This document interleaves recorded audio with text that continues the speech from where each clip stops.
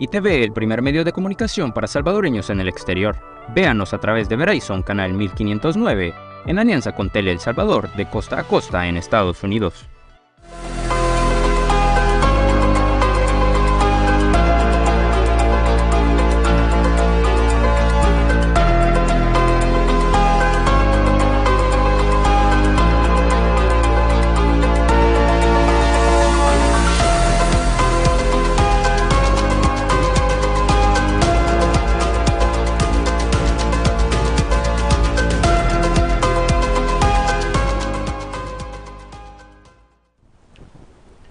Bienvenidos a un programa más de cerca de ITV El Salvador. Soy Luis Alberto López y le agradecemos por estar en sintonía y por supuesto compartir también esta entrevista. Ahora vamos a hablar sobre la actualidad política, la actualidad social, también migratoria, y por eso hemos invitado al licenciado René Landaverde.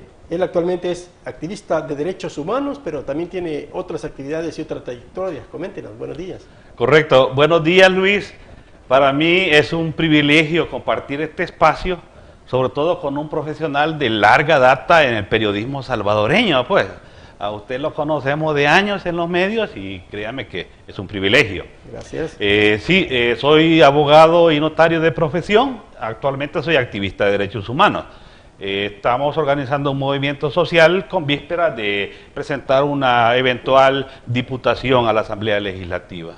Y ha participado a lo largo de su trayectoria como cónsul en Guatemala, en México, también en organizaciones no gubernamentales y querellante del caso Francisco Flores. Correcto. De hecho, mi trabajo históricamente ha sido con el movimiento social. Desde las organizaciones de la sociedad civil, precisamente, hemos sido promotoras de las reformas electorales, del tema del voto en el exterior, de las candidaturas no partidarias, de los consejos municipales plurales, la ley de partidos políticos, etcétera. Pues usted sabe la cantidad de reformas que se hicieron ya 5 años atrás, más o menos. También presentamos la querella desde la ISD, cuando yo trabajaba para la ISD, contra el expresidente Francisco Flores. Y en los últimos 6 años me he desempeñado como cónsul de El Salvador en Guatemala y en México. Pues ahí he logrado conocer de cerca cómo es la dinámica de la migración, conocer a profundidad las causas y bueno, aquí estoy con usted compartiendo este espacio precisamente para darle a conocer a la ciudadanía esos temas que hemos conocido en el tiempo.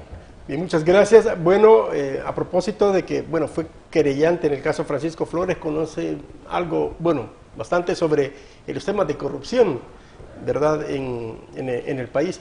Y la semana pasada, se reactivó la comisión especial que investiga a las ONG en el manejo de recursos del erario público. Dieron un informe a la Fiscalía General de la República. Ayer dieron un dictamen también que se va a conocer en la sesión plenaria de mañana, en el Pleno, para que lo conozcan, el Pleno Legislativo. Sí. Y también han recomendado iniciar un proceso civil y penal contra algunas personas y organizaciones. ¿Qué valoración tiene sobre este tema respecto de la investigación de las ONG en la Asamblea Legislativa? Correcto. Luis, lo que pasa es que en este país ha habido tanta corrupción que se han visto involucradas desafortunadamente también organizaciones de la sociedad civil. Pero esto precisamente porque los partidos políticos han tenido ya de manera deliberada un arreglo con las ONGs.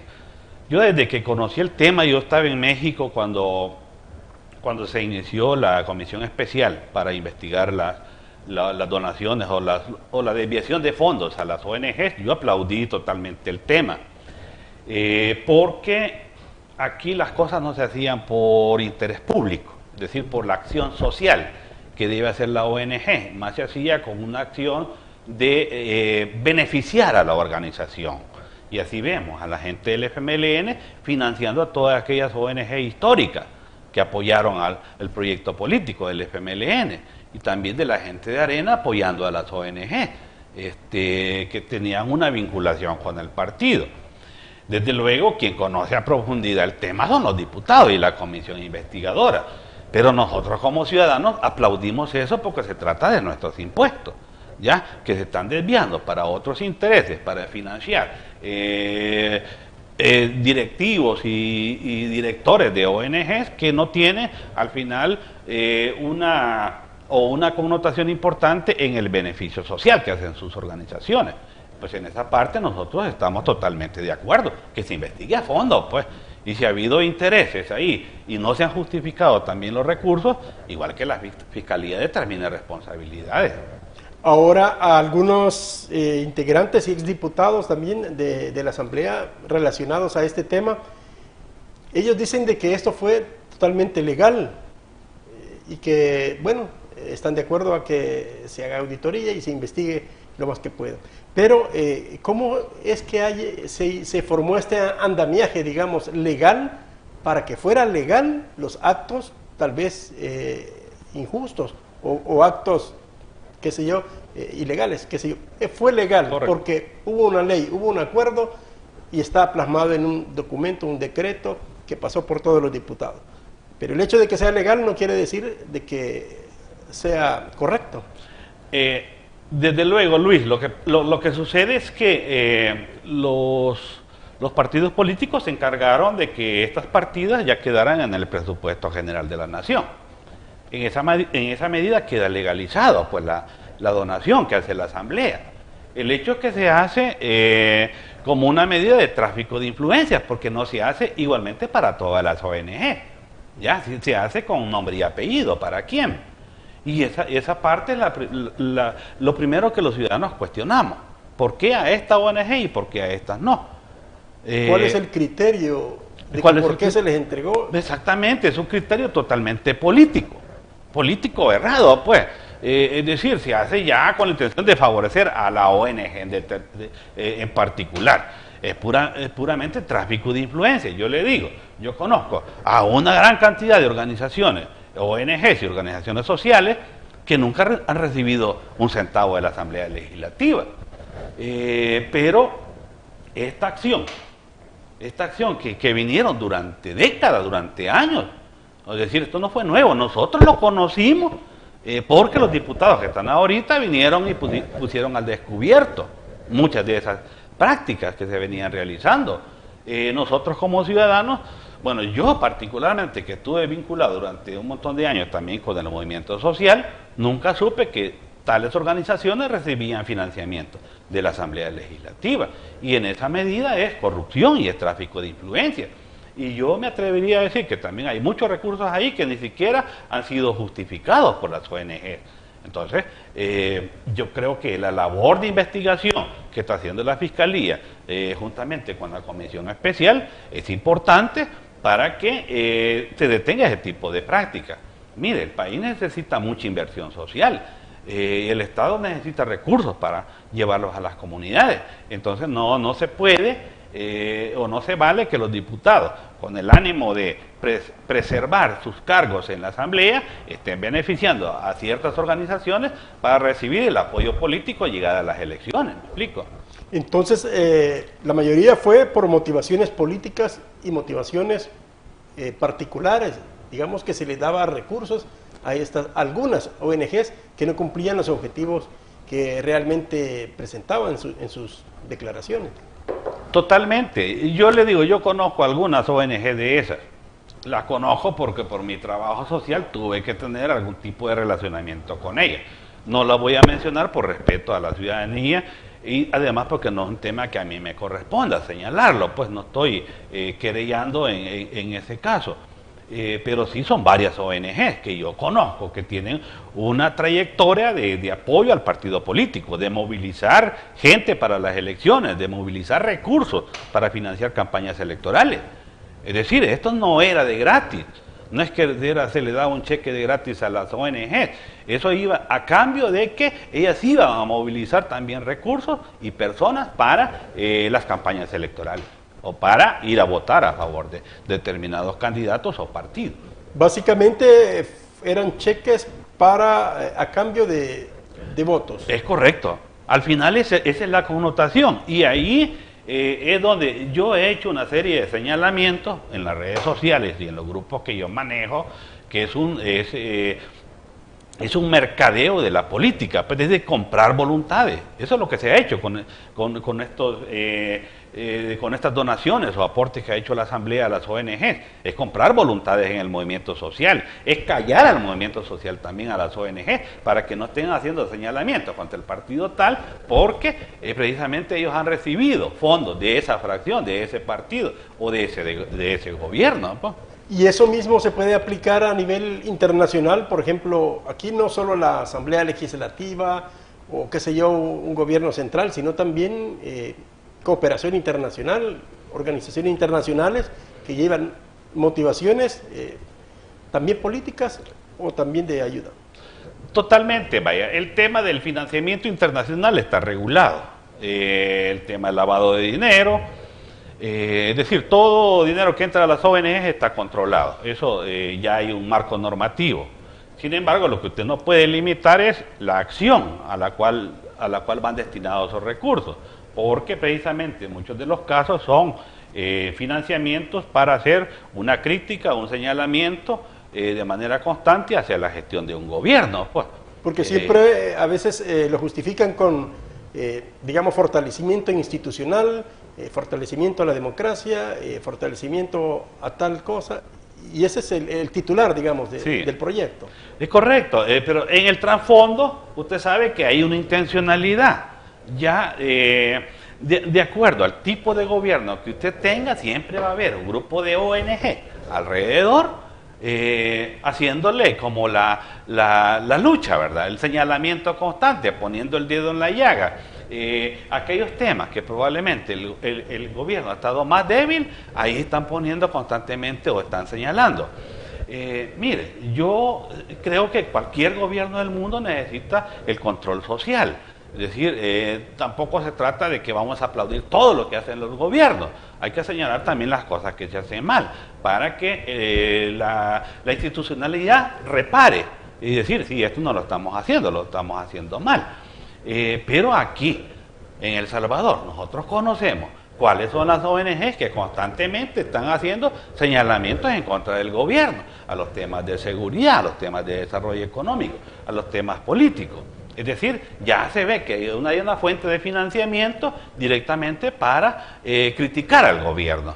Es decir, yo nunca he oído a estas ONG que salen en defensa, digamos, de los temas de seguridad, también los temas de económicos o sociales. Siempre se está señalando, digamos, como una línea que ya viene con intención de fuentes internacionales. Nosotros conocemos, Luis, yo he trabajado mucho también con organismos internacionales de donación que donan recursos para las ONG. Desde luego yo nunca estuve en un programa así, donde te da dinero para hacer un lineamiento político en contra de un gobierno. Sin embargo, los hay. Vos sabés, muchas de las ONG que están ahorita, su discurso es constante y es el mismo. Ya de ahí no lo sacas, te dicen, hacen un señalamiento a un artículo de la ley de partidos políticos para criticar al partido oficialista, o para criticar al presidente, o para criticar a sus diputados. O sea, ya hay lineamientos definidos donde ensañar, digamos, la crítica, a pesar que a veces son condiciones que no tiene control el mismo gobierno. Por ejemplo, la situación económica, a veces en algunas cosas sí, pero son variables internacionales que han influido bastante, y ese es en este momento donde va la crítica a la crisis económica y al alto costo de la vida. Correcto. Mire, Luis, yo creo que hay que revisar el tema de la ley de las ONGs. No estoy diciendo que hay que limitar la libertad de expresión de los salvadoreños, pero lo que pasa es que no sabemos también si muchas ONGs están recibiendo financiamiento local. Me refiero a partidos de la oposición, ¿me entiendes? Que están comprando voluntades en el movimiento social para que tengan una voz consonante todo el tiempo en contra de las políticas estatales. Debe haber, así como la ley de los partidos políticos, digamos, una transparencia de dónde vienen los fondos o hay. ¿Se conocen? Sí, eso sí. La motivación. Las ONGs están obligadas a rendirle cuentas al Ministerio de Gobernación y presentan sus balances cada año. Pero de eso usted no sabe si están rindiendo cuentas de todos los fondos que reciben, pues. Ya, ahí solo una auditoría fiscal puede determinar eso. Es decir, que vaya el fiscal a revisarle las cuentas a cada uno y ver si efectivamente sus declaraciones son de acuerdo a los recursos que recibe. Y quién está financiando también. Eso es importante saberlo, ¿sabe? Porque siempre hay ONGs que siempre están viendo quién financia los partidos o quién financia los programas del gobierno, pero ¿cuándo vamos a hacer nosotros una auditoría también a las ONGs? ¿Quién las financia? ¿Ya? ¿Qué intereses hay ahí atrás? ¿Ya? De organismos internacionales, de ONG sobre todo, ONGs internacionales. ¿En qué sentido irían esas modificaciones o reformas a la ley de ONG? Mire, yo creo primero es un marco ya bastante viejo. La ley de ONG, si no me equivoco, tendrá mínimamente 20 años. Le digo porque yo recuerdo cuando entró en vigencia esta ley, que un poco las ONG decían de que lo que se pretendía es tener más control sobre el financiamiento de las ONG. Y efectivamente, y este control no lo metió el presidente Bukele y no lo metió esta administración. Eso viene de la administración de Arenera, pues. Y los areneros estaban preocupados en que las organizaciones estaban haciendo mucha presión pública contra del gobierno. Y se veía mucha movilización también de personas y de recursos en contra de las políticas estatales, las grandes manifestaciones, las grandes colas de buses que venían desde el oriente, del occidente, a las marchas, a las manifestaciones. Y esos recursos salían de alguna parte. Y las financiaban sobre todo las ONG, que tenían un financiamiento internacional de organizaciones ortodoxas izquierdistas, pues, para financiar todo ese movimiento social en El Salvador. Entonces, hoy por hoy esa ley hay que revisarla, hay que ponerlo en sintonía, hay que ver los temas de financiamiento. Así como se ha regulado el financiamiento de los partidos políticos, también hay que ver el financiamiento de las ONG. Y no solo el financiamiento local, es decir, qué financiamiento reciben de aquí. Hay que revisar también si del exterior hay dinero mal habido, pues que puede estar financiando la política a las ONG. Bueno, de hecho hubo una iniciativa en la Asamblea Legislativa que haya quedado pendiente para regular también y verificar el financiamiento a nivel internacional a las ONG. Ese está pendiente. Correcto. Aparte de garantizar la transparencia del financiamiento, las auditorías que se deben de hacer, también ver el origen de esos fondos a nivel internacional, garantizando siempre la libertad de expresión y la libertad ciudadana y de organización que establece la Constitución. Esos serían básicamente los elementos. Y ahora si lo traspolamos, por ejemplo, a Nicaragua, ¿usted cómo ve esa situación? Que allá es casi que todo el extremo de la situación con las ONG, incluso hasta iglesias. Han, desbaratado el gobierno del presidente Ortega a muchas organizaciones no gubernamentales. ¿Ese es el extremo o cómo lo ve usted? Mire, yo creo que no se pueden limitar tampoco las libertades sociales, las libertades de organización, de expresión, siempre y cuando, ya la misma Constitución lo dice, pues usted tiene libertad de expresión, lo que pasa es que tiene límites, qué cosas no puede hacer. Y lo que no puedo estar haciendo yo, sin tener mayor fundamento, es estar señalando la política del Estado sin tener, digamos, una fuente. O ya se hace de manera intencionada como una línea política.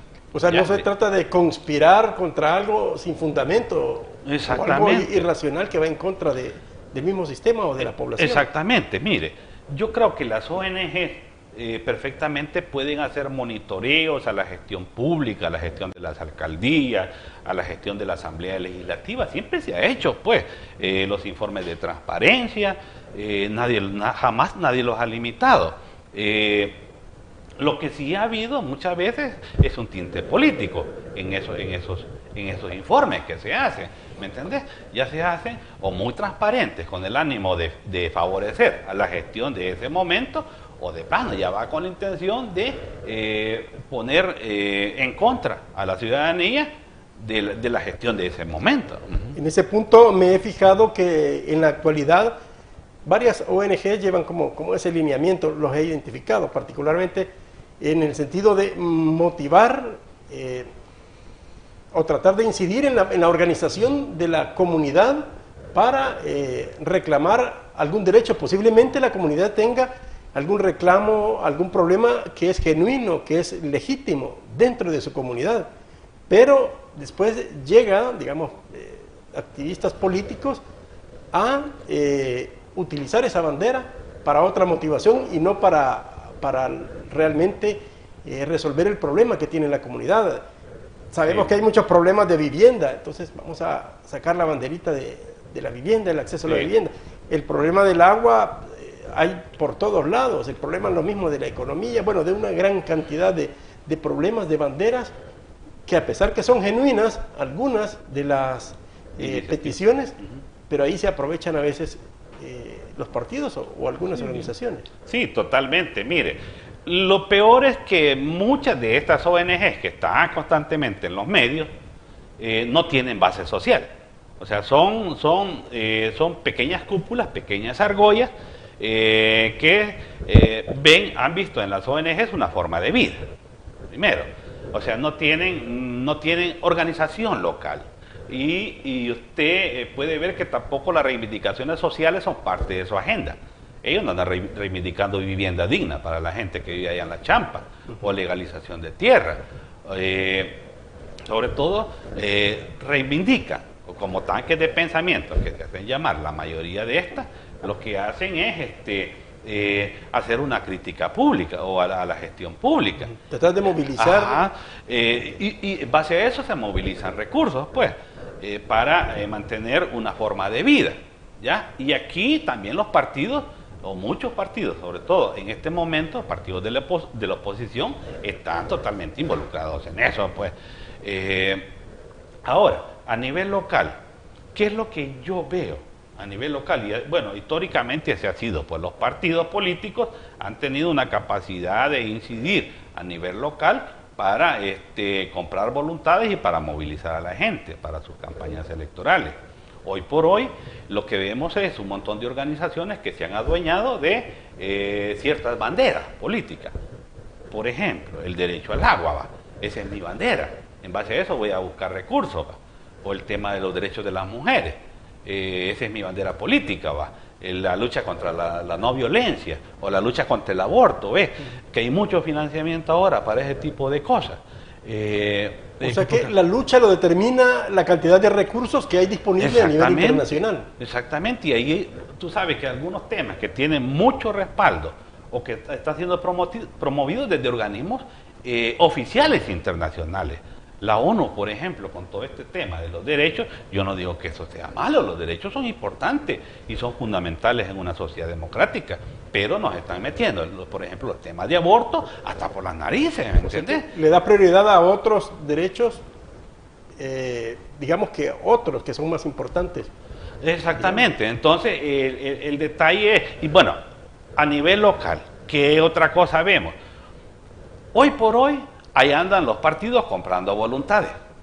Te lo digo porque me consta, o con conocimiento de causa. Ahí andan los partidos repartiendo dinero a los líderes locales de las comunidades, de los barrios, de las colonias, para que les aseguren votos para la próxima elección de 2024. ¿Y esos recursos de dónde vienen? Eso es lo que no sabemos.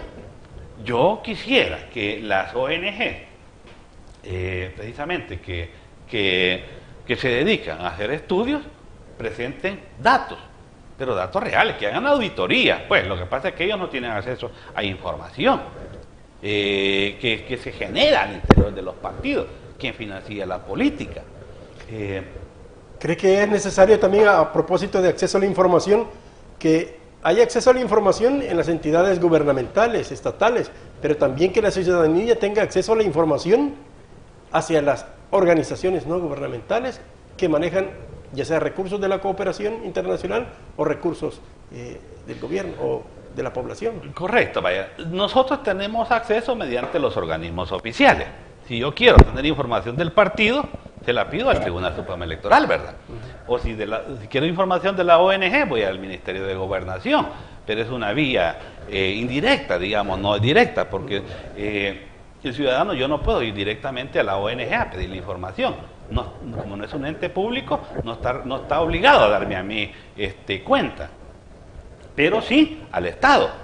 Al Estado debe rendirle cuenta de dónde viene su financiamiento y en qué lo gasta. Debe presentar balances auditados por contadores públicos, ¿me entiendes? Eso lo hace, pero al final las ONG no rinden cuenta de todos los fondos que se reciben. Ahora estamos hablando de ONG que mal han orientado, o se presume que han mal orientado el manejo de los recursos, de los impuestos de la población y de la cooperación, digamos, internacional. Pero hay otras ONG que sí cumplen su función y que a veces no se les apoya. Totalmente, es que eso es así. En una sociedad democrática existe un universo, digamos, de pensamientos y de organizaciones. Hay organizaciones muy genuinas, muy comprometidas con la sociedad y que son, en muchos de los casos, las que tienen más dificultades económicas. Los que trabajan con personas con discapacidad, ¿ves? Por cierto, mi compañera, que pretendemos constituir esta candidatura a diputado, es una persona con discapacidad, la licenciada Zaira Hernández, es una abogada. Entonces, en ese trabajo hemos visto que esos sectores nunca han tenido financiamiento. Y son los que más necesitan. Es lo que más necesitan, ¿me entiendes? Entonces, ¿qué es lo que los diputados hacen? Le van a conseguir una silla por allá, una silla de ruedas, y hacen el gran show para ir a dejar una silla de ruedas a una persona. Y no es de esa manera como se debe atender el problema de la sociedad. Se ha atendido, si es políticamente rentable, entonces sí le demás. Si no es políticamente rentable, aunque sean el más necesario, exactamente, no es el enfoque correcto. Y esto ha sido una práctica de todos los gobiernos, de todos los funcionarios públicos, que de una manera asistencialista se regala algo y se hace el gran show, pues andan con el montón de camarógrafos y fotógrafos invadiendo todo el medio, pues. Ahora, ayer la expresidenta de la Asamblea Legislativa y dirigente del FMLN, Lorena Peña, decía en una entrevista, dice, que el propósito es una persecución política, dice, y tiene motivaciones de entretener o desviar la atención a otros temas. El propósito de que se investiguen las ONG. Claro, lo que sucede es que ellos lo hicieron en su momento también. Es decir, los señalamientos a las ONG de derecha han existido de por siempre. Pues, primero, los gobiernos areneros, que son los que establecieron o profundizaron toda una política de corrupción en este país. Y este país, la verdad, primero es mentira que seamos un país pobre. Eso nos han hecho creer los mismos partidos, para que nosotros nos conformemos con la condición de vida que tenemos. Lo justifiquemos. No, lo justifiquemos. Usted es pobre porque vivimos en un país pobre. Eso es totalmente falso. Somos pobres los que vivimos allá en los barrios, en las comunidades, porque el Estado no ha cumplido su acción de atender los derechos de la gente, porque los recursos se los han quedado ellos, ¿ya? Y precisamente nosotros, en el 2015, cuando entablamos esa acción penal en contra del expresidente Francisco Flores, fue para sentar un precedente de la sociedad civil, es decir, de que no podemos seguir tolerando la corrupción, venga de donde venga, pues.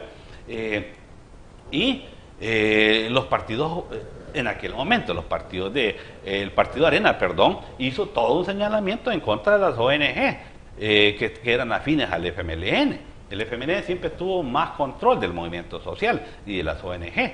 El oficialismo en aquel momento tenía pocas ONG, FUSADE, qué sé yo, eran pocas organizaciones de intelectuales que hacían señalamientos en contra del FMLN, pues. Luego el FMLN también se encargó de despotricar a las organizaciones oficialistas o a las organizaciones que habían sido oficialistas en su momento, pues, o derechistas. Es decir, no puede venir ahora a decir que es una persecución política porque eso ha sido una práctica de señalar, perdón, a todas las ONGs. Si aquí lo que necesitamos es procurar un marco de transparencia de todas las organizaciones sociales y las ONG, que se debe rendir cuentas del financiamiento. Yo creo que, por eso digo que habría que revisar la ley, qué partes serían interesantes revisar, porque no sabemos si hay otros financiamientos a las organizaciones que no están siendo visibilizados, o no se están dando a conocer, o no se están informando a la entidad gubernamental. Y cómo, de acuerdo a su experiencia, cómo balancear también un control más transparente, digamos más estricto, del financiamiento de las ONG, a que cumplan también, o no limitar o no hacer mucha burocracia para que cumplan esa función social que a veces el Estado tampoco puede llegar hasta ese detalle. Correcto, es que sí es importante. Y usted ha visto ONGs que han hecho trabajo territorial allá con la gente, pues, a nivel agrícola, a nivel de vivienda, a nivel de desarrollo humano, salud, educación, etcétera. Pues sí se ve la acción de muchas ONG, pero aquí si el cuestionamiento ha sido en primer orden porque hay ONGs que primero no tienen trabajo territorial, bueno, yo quisiera saber qué han recibido las comunidades de estas ONGs. O si residen tal vez, lo mínimo. Sí, pero las ONGs que están constantemente señalando al gobierno, normalmente su trabajo es ese, nomás hacer la crítica pública, pero no hacen ninguna acción social para las comunidades donde se necesita, pues. Y hay aquellas ONG que yo sí creo que hay que promover el trabajo que ellas hacen, que es más a nivel territorial, pues, promoviendo el tema agrícola, pues, que estuvo abandonado durante años también por todos estos gobiernos. Hay algunas reformas que se han aprobado, por ejemplo, que los casos de corrupción no prescriban. Antes eran 10 años y a los 10 años, si no había ninguna acción civil o penal, bueno, sí, borrón y cuenta nuevas, y ahí se terminó el caso. ¿Cuál es el impacto que puede tener estas reformas? Mire, totalmente positiva, la verdad. En primer lugar, cualquier persona, ciudadano o ciudadana, que pretenda participar en política, debe tener claro que la política no es para favorecer intereses personales. Si yo me voy a postular como candidato a diputado, lo voy a hacer porque tengo un arraigo, un compromiso con las comunidades de las cuales vengo. Y no lo hago con la intención de ir a favorecer mis intereses personales.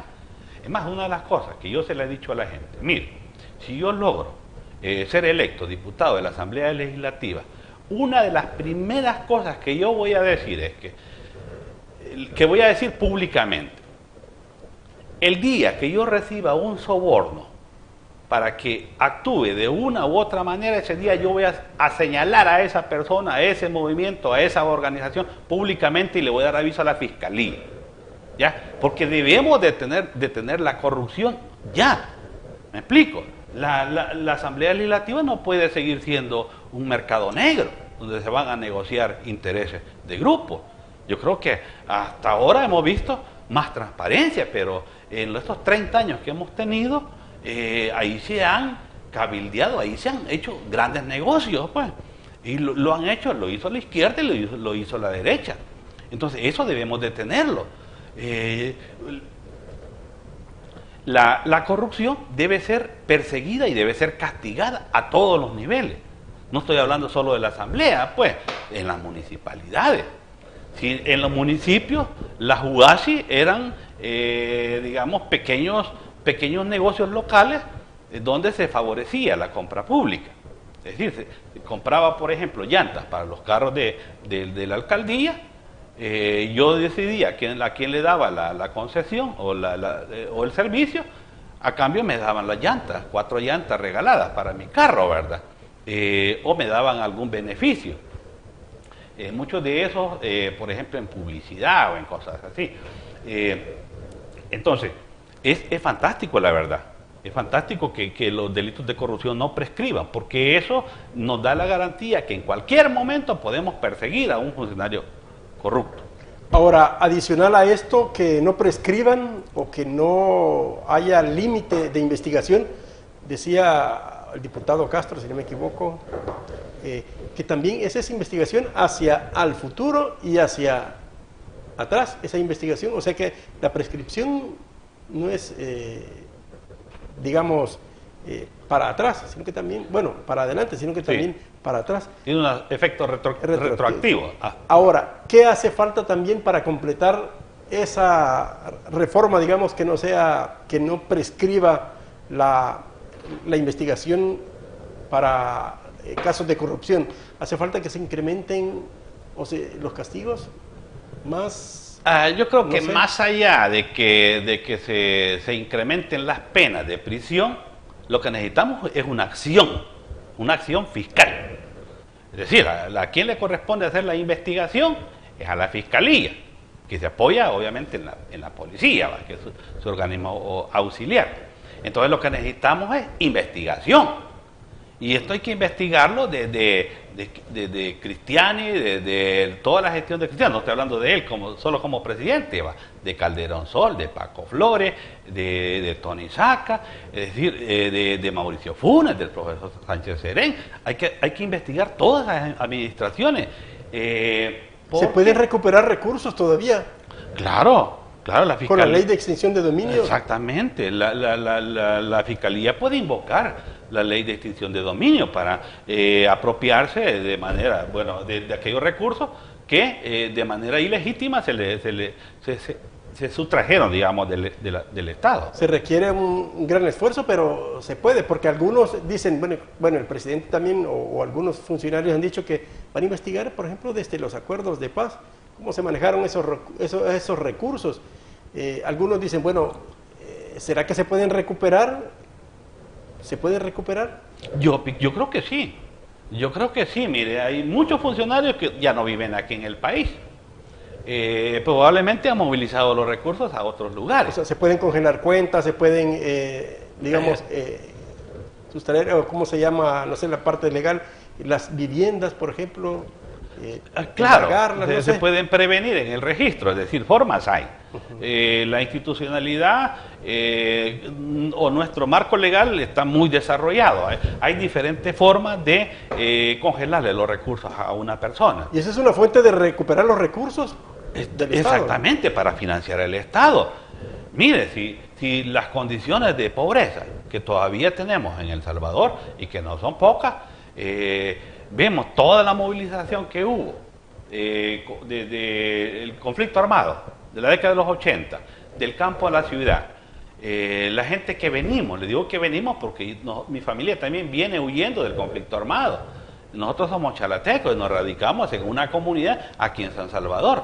Todos esos cinturones de pobreza precisamente no han sido atendidos por ningún gobierno. Mire, vámonos a todas las comunidades del sur de San Salvador, donde yo vivo, al barrio Lourdes, al barrio La Vega, a La Chacra, a La Quiñones, al barrio San Jacinto, al barrio Candelaria, etcétera. Entonces, necesitamos una acción del Estado. El Estado necesita más recursos. Y ahí puede haber una fuente importante para financiar los programas del Estado. Ello significa también fortalecer verdaderamente a la Fiscalía, y eso se explica también cuando antes no se fortalecía la Fiscalía. Claro, lo que pasa es que la Fiscalía era un organismo que estuvo en contubernio con los gobiernos. Podemos ver el caso de Francisco Flores, donde nosotros estuvimos involucrados. El fiscal Luis Martínez totalmente estuvo beneficiando con todas sus decisiones al expresidente Francisco Flores, ¿ya? Entonces lo que necesitamos es que el fiscal investigue todos los casos de corrupción. Mire, ahí hay un listado que presentaron diferentes gobiernos y que nomás quedaron archivados, pues hay que investigar. Debe cumplir a cabalidad, la Fiscalía y el Ministerio Público la función de proteger los intereses del Estado y de la sociedad, no de grupos de personas ni funcionarios corruptos. Es correcto. Es que la Fiscalía no es un organismo político. Es un organismo del Estado, precisamente, que se encarga de protegernos a todos, ¿verdad?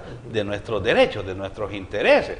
Y proteger al Estado, precisamente porque el Estado debe cumplir la función social que le da la Constitución de la República, que es atender nuestros derechos, y no lo puede hacer si no tiene los recursos, porque los funcionarios públicos se los han estado robando. Entonces eso ya no se va, eso no se vale, pues. Bueno, nunca se ha valido. Nos han hecho creer a los salvadoreños y a los ciudadanos de que la corrupción es un hecho normal. Si usted se fija, incluso a nivel de popular, si le dicen, fulano fue electo alcalde, ¿verdad? Ya se va a componer. Ya se va a componer, ¿verdad? Y si después de 3 años salió lo mismo, no, este es bien tonto, va. Tuvo la posibilidad de robar y no lo hizo, ¿me entendés? Vemos la corrupción como culturalmente como un hecho normal. Y ellos, los mismos partidos, nos enseñaron esa forma de ver la política.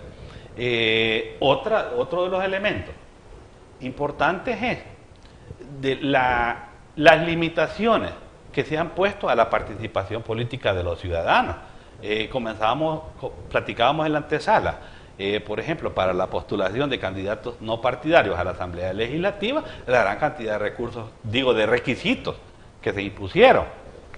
Y por otra parte, perdón. Ese punto lo vamos a tratar Okay. en el tercer bloque para ampliarlo un poco más. Antes de ir también al corte de hay otra reforma que es juzgar a imputados en ausencia. Eso es un avance también, ya que a veces los casos, sí, se caían o no avanzaban porque no estaban los imputados. Sí, correcto. Lo que pasa es que estaban archivados porque el reo estaba ausente. Entonces no podían llegar hasta la vista pública, hasta sentencia. Estaban archivados y ahí prescribían, pues, en los archivos de los tribunales. De acuerdo a esta reforma que se están promoviendo, los casos pueden llegar a una sentencia condenatoria. Aunque no esté el Aunque no imputado. estén presentes, porque de todas maneras ellos son representados por la Procuraduría General de la República o por sus abogados particulares. Pues. Okay. Bueno, vamos a hacer un corte. Al regresar vamos a hablar sobre otro tema también, sobre la seguridad, la reforma política judicial también aquí en nuestro país. Ya regresamos.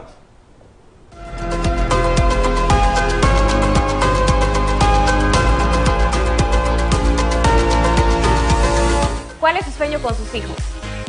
Claro, que sean los mejores, que salgan adelante y que triunfen en la vida. Y estoy segura que trabaja duro para lograrlo. Les recomiendo algo más, que sus hijos aprendan inglés, pues es el pasaporte al éxito donde quiera que se desarrollen. El futuro lo necesita. University Idiomas Link. Llame ahora, inviértanlo seguro. En la Alcaldía de Sonsonate apoyamos y acompañamos la política del presidente Bukele para disminuir la brecha tecnológica. Por eso, inauguramos 21 puntos urbanos y rurales con Wi-Fi libre. Así, los jóvenes pueden acceder a Internet gratuito para hacer sus tareas y estudiar. Y los vecinos de esas zonas comunicarse con familiares, amigos y llevar adelante sus emprendimientos. Sonsonate Conecta. ¿Eres uno de los que sueña en viajar por el mundo, conocer otras culturas, otros amigos, estudiar en una universidad en el extranjero? Pero te da miedo ir por ese sueño porque no sabes hablar inglés. Que no sea una excusa. Hoy aprender inglés es más fácil, rápido, a tu tiempo. University Idiomas Link tiene clases ilimitadas con maestros en vivo. ¿Qué esperas? Llama ahora y cumplí tu sueño.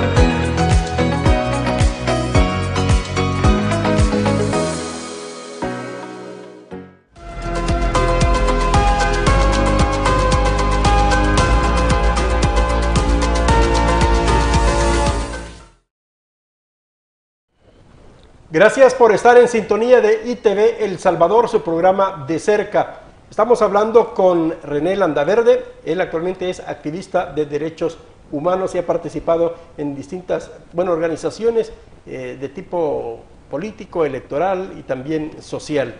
Ahora vamos a hablar sobre el tema de la seguridad, las reformas políticas y judiciales también, que en política me refiero no política electoral, sino política de seguridad. que están implementando. Bueno, en tema de seguridad, usted bueno, se dedica también al activismo de derechos humanos. ¿Qué valoración tiene del plan de control territorial y la guerra contra las pandillas y el ataque de la inseguridad que vivíamos en la sociedad salvadoreña y cómo se ha manejado hasta el momento? Sí, correcto. Sería interesante que saliéramos a la calle y le preguntáramos al primer ciudadano que pase ahí: mira, ¿en cuál sociedad preferís vivir? ¿En la que estás ahorita o en la que teníamos hace 5 años? O hace 6, o hace 10, o hace 20 años. ¿Entendés? O hace 2 años. Yo te aseguro que el 100% de ciudadanos te va a decir hoy en materia de seguridad. ¿Entendés? Ahora, lo que pasa es que si haces un señalamiento absurdo en contra del gobierno, cuando todos han hecho lo mismo. Vaya, me explico. En toda la década de los 80, los gobiernos del PDC de Arena impusieron limitaciones a la libertad de expresión, a la libertad de organización. Impusieron obligaciones de los ciudadanos a no organizarse. ¿Entendés? Ese era el régimen de excepción. Era un régimen de excepción. Con otros términos. Exactamente, en 12 años hubo un régimen de excepción de parte de estos gobiernos, en donde los ciudadanos nos vimos limitados en nuestras libertades. No teníamos la posibilidad de salir a la calle de manera individual y decirle las cosas al gobierno. ¿me o si salían con el riesgo de represión. Correcto, es que en la noche te iban a sacar de tu casa, ¿me entendés? Te desaparecían o te mataban. ¿Ya? Lo hicieron después con los planes mano dura de Tony Saca y los demás gobiernos, ¿me entendés? Es decir, y ahora viene a señalar que el plan control territorial y las medidas de la Asamblea Legislativa son ilegítimas o son excesivas, cuando el resultado que se ha obtenido es precisamente el que la población queremos, ¿me entendés? Yo que estuve de cerca con el tema de la migración, habían 2 elementos o 2 motivos principales por los cuales se iba la gente del país. El primero era el tema de la seguridad. ¿Quiénes se iban del país? Principalmente la población joven, huyendo precisamente de la inseguridad. Y segundo, sobre todo amenazas, persecución, etcétera, pues. Y segundo, el tema económico. Entonces, hoy vivimos en una sociedad más segura, que para eso hay que pasar por un proceso de transición. Es normal, pues, ¿me entendés? El Estado debe ejercer la función de imponerse para restablecer el orden público, ¿me entendés? Es necesario entonces, en este momento y en la etapa de transición, esas medidas relativamente drásticas para... bueno, garantizar la seguridad, el derecho a la vida al final y a la libertad. Totalmente. Mira, al final, tú como ciudadano te ves limitado en tu derecho de libre expresión.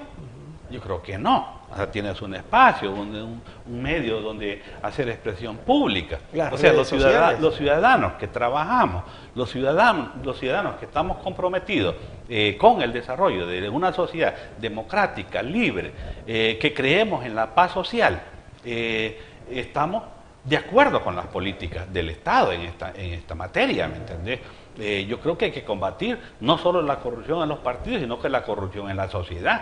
Y esta sociedad estaba muy corrompida, ¿ya? Nuestros barrios, nuestras comunidades ya no eran seguros para vivir, ¿ya? Y en ese sentido, como te digo, yo como ciudadano, porque no soy ni funcionario público, ni miembro de un partido, te lo digo, me parece que es una medida que es correcta, que debe durar el tiempo que tenga que durar, pues. O sea, el Estado había perdido el control en las comunidades, o sea, era el Estado Mara que estaba dominando. Totalmente, era los grupos bueno, y delincuenciales. El régimen de excepción implantado por los mismos grupos delictivos.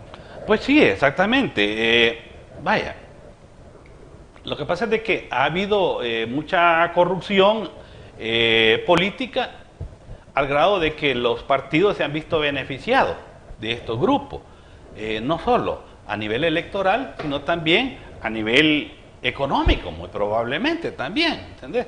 Y la acción del Estado,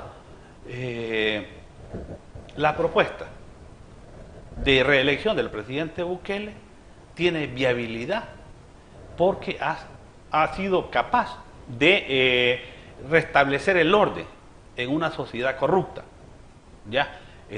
Donde los trabajadores, la clase obrera, nos veíamos limitados en la posibilidad de desarrollarnos porque teníamos controles allá en la comunidad.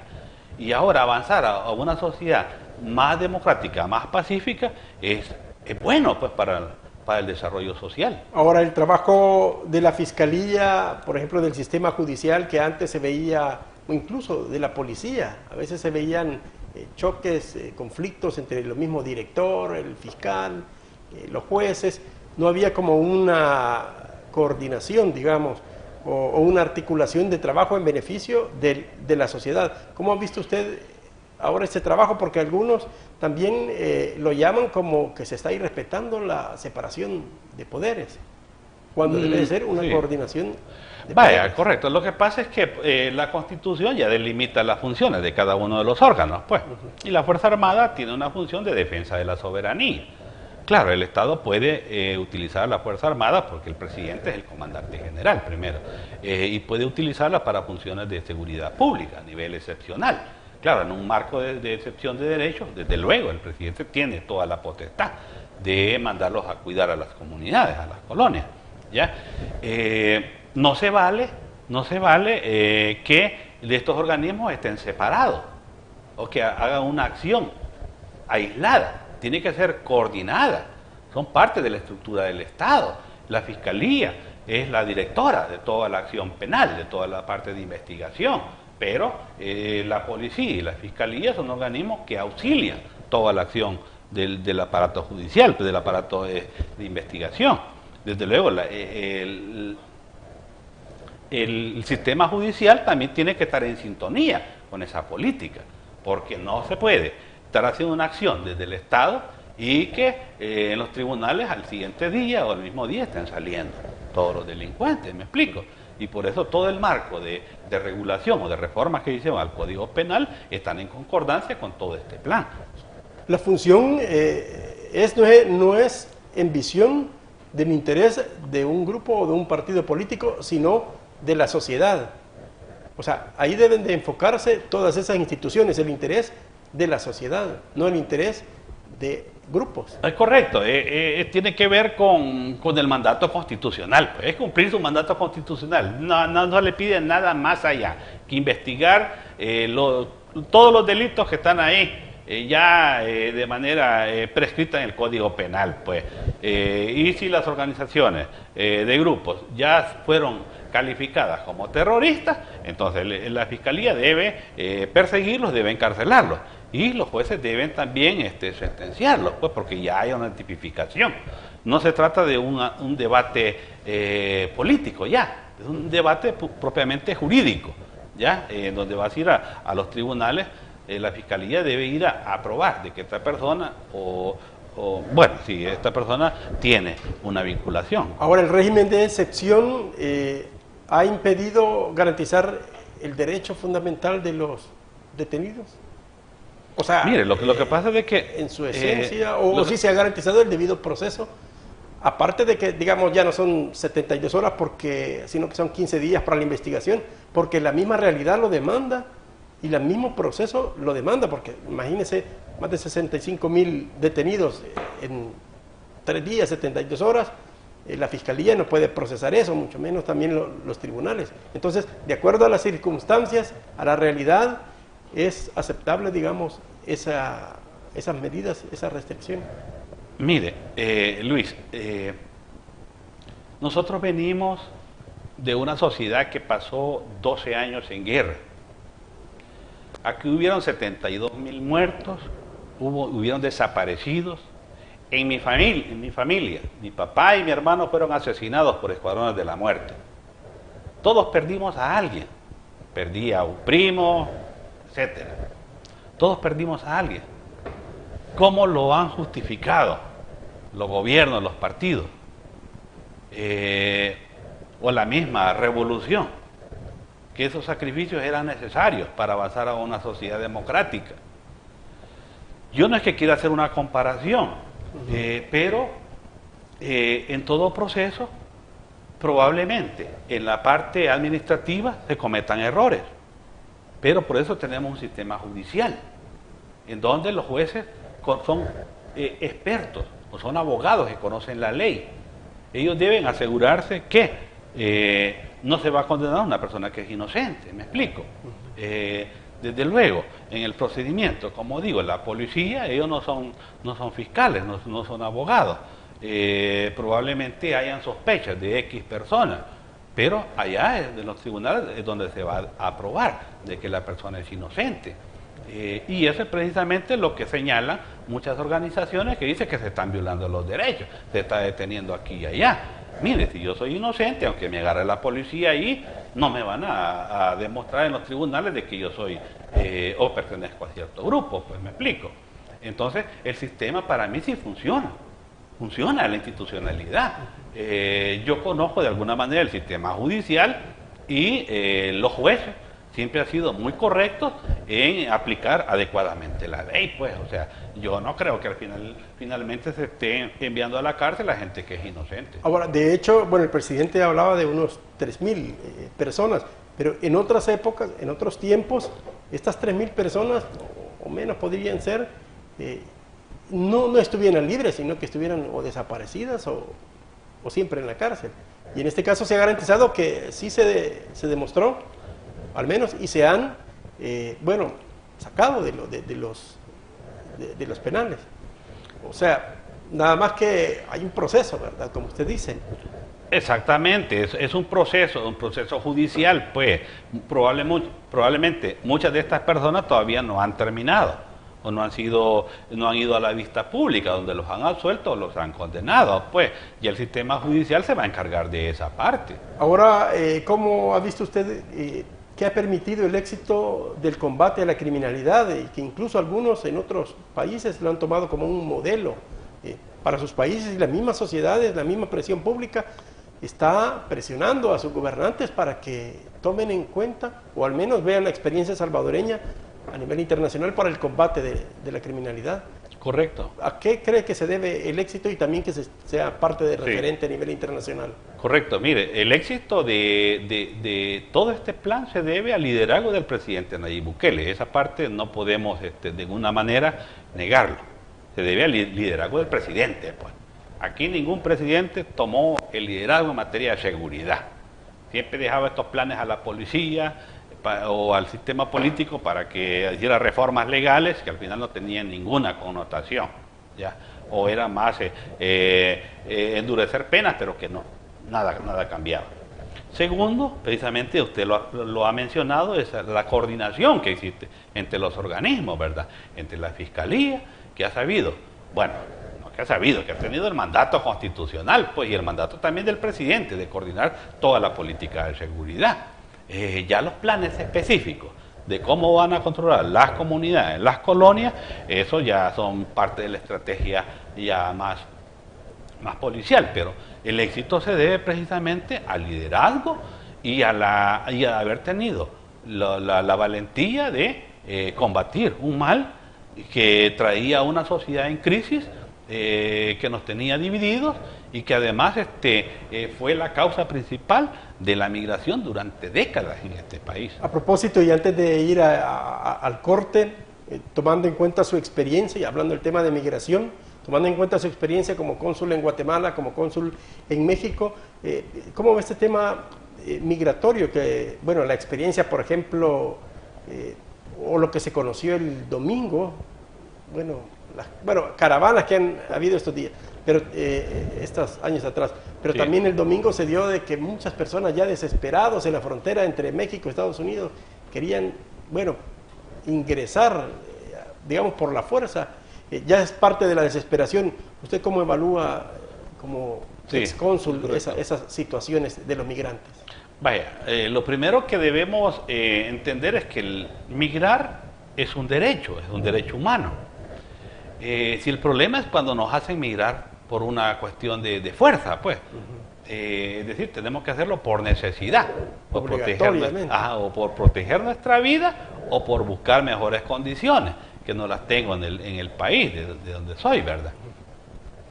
En el tiempo que yo estuve viendo el tema migratorio allá en México, hubo, bueno, todas las gestiones anteriores, el consonante era que la gente migraba por el problema de seguridad. Todas las solicitudes que se presentan al gobierno de México solicitando refugio tienen como fondo que los chicos vienen huyendo de persecución de las pandillas o de, bueno, principalmente el tema de seguridad. Ya. En segundo término, pero muy abajo, el tema económico. No ha sido la motivación. En los últimos años hubo una reducción del fenómeno migratorio, y eso ahí están los números. Bueno, la Dirección General de Migración y Extranjería tiene esos datos. Bueno, el Ministerio también de Relaciones Exteriores, de cómo ha fluctuado la migración.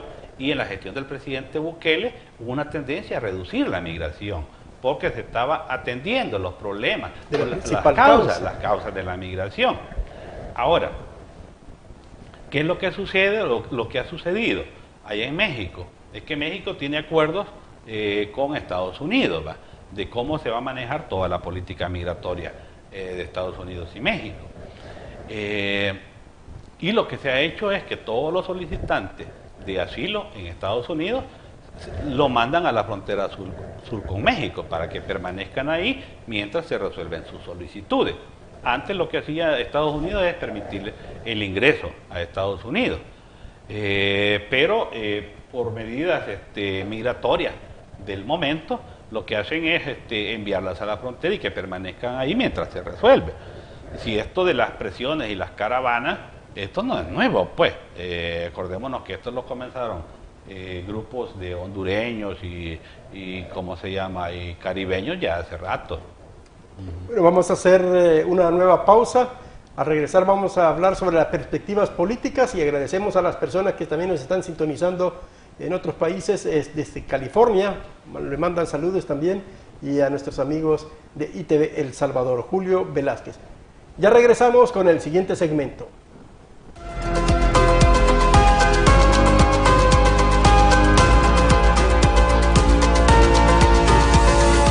¿Cuál es su sueño con sus hijos? Claro, que sean los mejores, que salgan adelante y que triunfen en la vida. Y estoy segura que trabaja duro para lograrlo. Les recomiendo algo más, que sus hijos aprendan inglés, pues es el pasaporte al éxito donde quiera que se desarrollen. El futuro lo necesita. University Idiomas Link. Llame ahora, inviértanlo seguro. En la Alcaldía de Sonsonate apoyamos y acompañamos la política del presidente Bukele para disminuir la brecha tecnológica. Por eso, inauguramos 21 puntos urbanos y rurales con Wi-Fi libre. Así, los jóvenes pueden acceder a Internet gratuito para hacer sus tareas y estudiar. Y los vecinos de esas zonas comunicarse con familiares, amigos y llevar adelante sus emprendimientos. Sonsonate Conecta. ¿Eres uno de los que sueña en viajar por el mundo, conocer otras culturas, otros amigos, estudiar en una universidad en el extranjero? Ah, pero te da miedo ir por ese sueño porque no sabes hablar inglés. Que no sea una excusa. Hoy aprender inglés es más fácil, rápido, a tu tiempo. University Idiomas Link tiene clases ilimitadas con maestros en vivo. ¿Qué esperas? Llama ahora y cumplí tu sueño.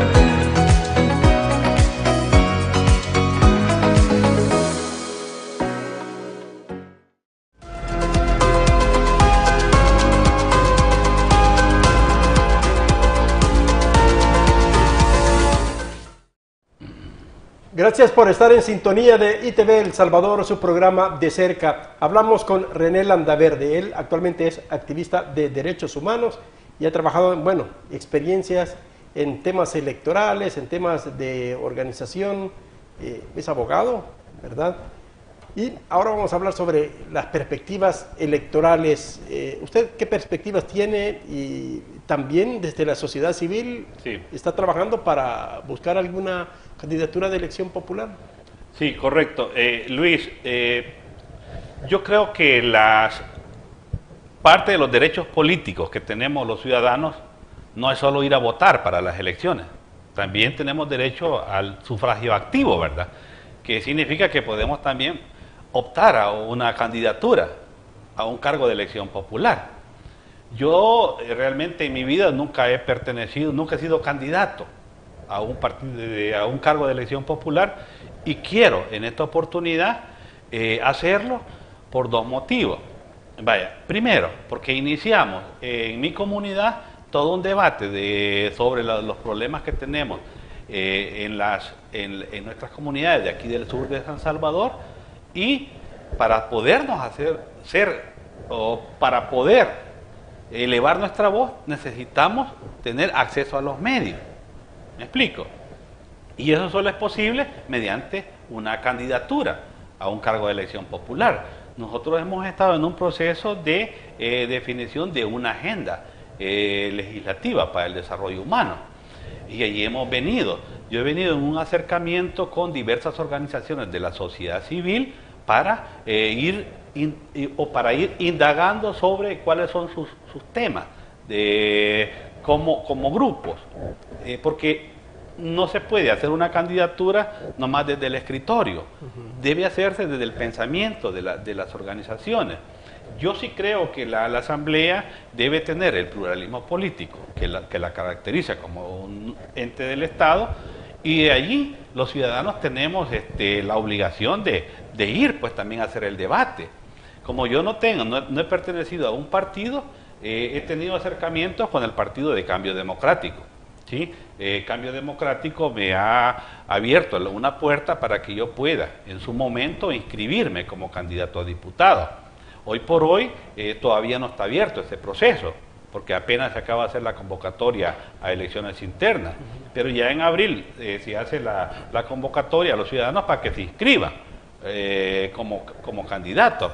Y yo me voy a inscribir juntamente con mi compañera que le decía, Zaira Hernández, que ella es abogada también, es una persona con discapacidad, que ha trabajado mucho los temas de derechos humanos de las personas con discapacidad, y queremos pues optar a una candidatura a la Asamblea Legislativa. Por el Departamento de San Salvador. Por el Departamento de San Salvador. Ahora, ¿qué propuestas son factibles a su juicio para que sean consideradas por los electores? Tomando en cuenta lo que usted dice, no desde una propuesta elaborada de un escritorio, sino desde un territorio, y por supuesto encarnar, digamos, o representar los intereses palpables de la sociedad, de las comunidades. Correcto, lo que pasa es de que habría que ver, este es un universo grandísimo, podemos ver en el aspecto económico. En esta parte yo soy del criterio de que hay que hacer reformas al sistema fiscal, a las leyes fiscales, para favorecer una mejor distribución de la riqueza en este país. Hay que establecer una reforma fiscal de carácter progresivo, es decir, que los ricos de este país paguen más impuestos que los pobres. Nosotros pagamos la misma cantidad de impuestos. Cuando usted va a comprar una gaseosa, paga la misma cantidad de impuestos, usted como pobre que vive en la comunidad, o que el rico que ya vive en el escalón. Y hay que también imponer cargas fiscales a los bienes de lujo, ¿ya? Entonces hay que hacer un análisis de todo el sistema tributario, hay que revisar el tema del impuesto sobre la renta que se impone a la clase asalariada, y ver qué ajustes también se pueden hacer. A los estratos medios, que a veces son los que más cargan con impuestos y casi que con todo, en ese sentido, ¿qué ofertas hay? Exactamente. Mira, lo que pasa es que vivimos en una sociedad tan desequilibrada de que uno no sabe distinguir si en realidad hay clase media. Yo distingo dos clases, la clase alta y la clase baja, ¿ya? Si yo soy asalariado, yo soy de la clase baja, yo vivo de un salario, ¿ya? Y del cual tengo que ver cómo atiendo todas las necesidades de mi familia. Entonces, todos los grupos de la clase baja son los que deben tener más atención de cómo el aparato del Estado, a través de las leyes, se puede modificar para atender mejor esos derechos, el acceso al trabajo. Hay que revisar también el tema de la ley de pensiones. Ya los maestros han señalado una serie de situaciones que les desfavorece. Entonces, precisamente estamos en ese acercamiento. Por ejemplo, con los pueblos indígenas. Tuve la oportunidad de tener una reunión ayer con una organización, entonces ellos tienen una agenda también para los pueblos indígenas. Hubo una reforma a la Constitución que reconoce a los pueblos indígenas, pero que no hay una regulación secundaria, no hay una ley especial de pueblos indígenas. Hay que aprobarla, hay que debatirla. Es el principio constitucional. Ajá, correcto. Fíjate de que uno de mis proyectos símbolos para mi candidatura es gestionar la construcción de un parque o un polideportivo en el barrio donde vivo, en el barrio de Lourdes. Precisamente porque estas comunidades no tienen espacios de recreación. El barrio Lourdes, el barrio San Esteban, el barrio La Vega, La Chacra, La Quiñones, todas esas comunidades no tienen un lugar donde hayan canchas de fútbol, canchas de basquetbol, piscina, gimnasio o hayan talleres vocacionales.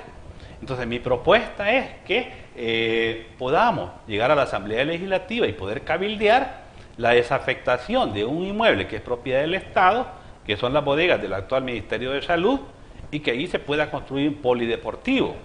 Creo que el gobierno perfectamente puede construir en otra parte las bodegas del Ministerio de Salud y destinarle esa parte a las comunidades. Bueno, aprovechando la ley de extensión de dominio que está quitando muchas propiedades a personas.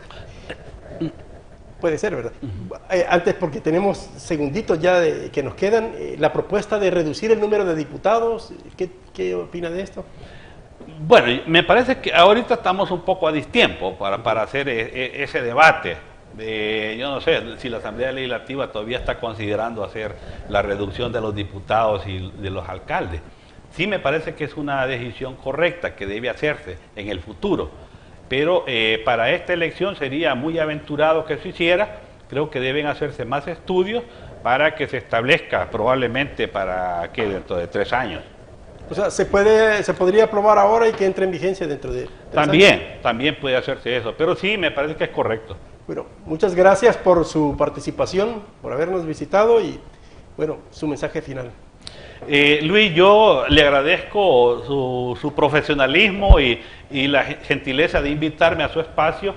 Invito a la ciudadanía que en el exterior, a nuestros hermanos, para que me sigan de cerca en las redes sociales como René Landaverde o como Iniciativa Ciudadana, donde estoy construyendo este proyecto desde la sociedad civil.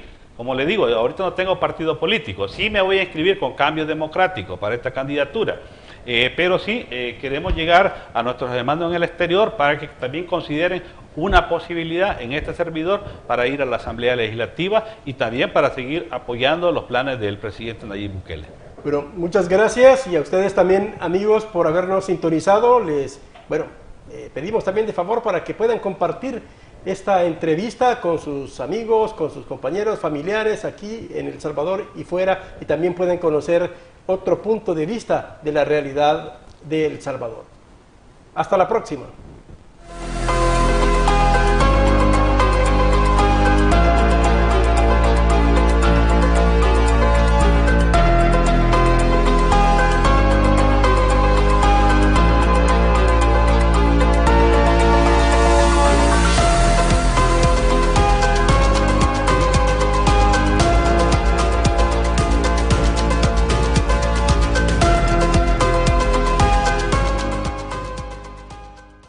ITV, el primer medio de comunicación para salvadoreños en el exterior. Véanos a través de Verizon Canal 1509, en alianza con Tele El Salvador, de costa a costa en Estados Unidos.